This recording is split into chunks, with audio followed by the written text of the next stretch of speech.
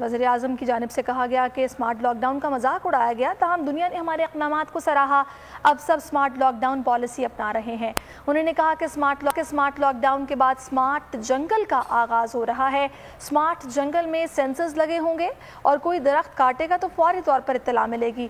انہوں نے کہا کہ راوی اربن پروجیکٹ شروع کرنے پر بہت سی مشکلات پیش آئیں، پروجیکٹ آسان ہوتا تو پنجاب سپیڈ شہباز شریف بنا لیتے۔ انہوں نے کہا کہ نئی نسل کو بہتر پاکستان دینا ہے تو ملک کو سرسبز کرنا ہے۔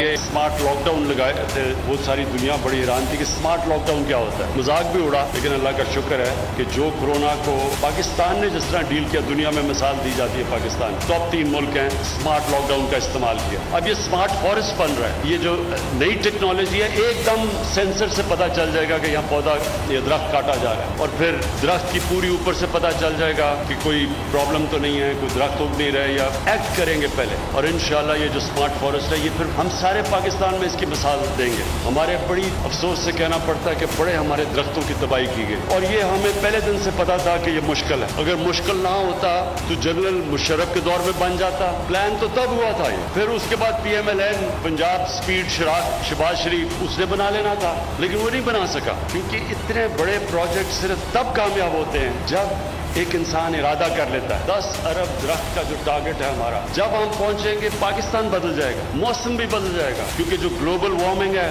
وہ پاکستان کو زیادہ امپیکٹ کر رہی ہے۔ سبسکرائب کریں اور بیل دبائیں تاکہ کوئی خبر رہ نہ جائے۔